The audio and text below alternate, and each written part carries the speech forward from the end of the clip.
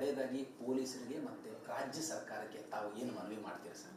ರಾಜ್ಯ ಸರ್ಕಾರ ಮತ್ತೆ ಕರ್ನಾಟಕ ಪೊಲೀಸ್ ಇಲಾಖೆ ಎಲ್ಲೋ ದೇಶದಲ್ಲಿ ನಮ್ಮನ್ನ ವಿಲನ್ಗಳ ಥರ ಬಿಂಬಿಸ್ಬಿಡ್ತಾರೆ ಅಂತ ಹೇಳಿ ನೀವು ಏಕಾಏಕಿ ವಿಕಾಸ್ ಅನ್ನುವ ಹುಡುಗನ ಮೇಲೆ ಕೇಸ್ ರಿಜಿಸ್ಟರ್ ಮಾಡಿ ಇವತ್ತು ಅವನ್ನ ಕೋರ್ಟಿಗೆ ತಗೊಂಡೋಗಿ ನಿಲ್ಲಿಸೋ ಕೆಲಸ ಮಾಡ್ತಾ ಇದ್ದೀರಲ್ಲ, ಅದಲ್ಲ.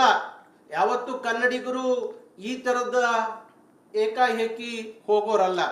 ಅದಕ್ಕೋಸ್ಕರ ರಾಜ್ಯ ಸರ್ಕಾರ ಕೇಳ್ತಾ ಇದ್ದೀನಿ, ನಿಮ್ಮ ಪೊಲೀಸ್ ಇಲಾಖೆ ಹೇಳಿ ಇದೇ ಥರ ಏನಾದ್ರು ಗುಂಡಾಗಿರಿ ಮುಂದುವರೆದ್ರೆ ಸರ್ಕಾರಕ್ಕೂ ಭಾರಿ ಕೆಟ್ಟ ಹೆಸರು ಬರುತ್ತೆ.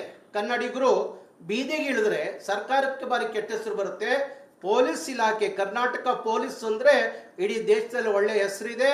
ಹಾಗಾಗಿ ಇಂಥ ಗೂಂಡಾಗಳನ್ನ ಮಟ್ಟ ಹಾಕಬೇಕು ಹೊರತು ಅಮಾಯಕ ವಿಕಾಸ್ ಮೇಲೆ ಕೇಸ್ ಹಾಕಿ ನೀವೇನೋ ದೊಡ್ಡವರು ಅಂತೇಳಿ ಅನಿಸ್ಕೊಳಕ್ ಹೋಗಬೇಡಿ.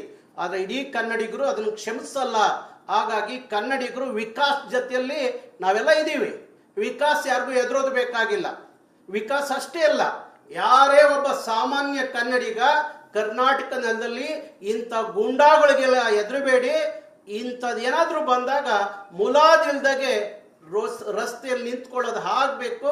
ನಿಮ್ಮ ಜೊತೆಯಲ್ಲಿ ಕರ್ನಾಟಕ ರಕ್ಷಣಾ ವೇದಿಕೆ ಇರುತ್ತೆ. ಅಂದ್ರೆ ಇವಿಷ್ಟು ಕೂಡ ಕರವೇ ರಾಜ್ಯಾಧ್ಯಕ್ಷ ಆಗಿರುವಂತಹ ನಾರಾಯಣಗೌಡರ ಮಾತು. ಕ್ಯಾಮ್ರಾ ಪರ್ಸನ್ ಮುತ್ತು ಜೊತೆ ಕಿರಣ್ ಸೂರ್ಯ, TV9 ಬೆಂಗಳೂರು.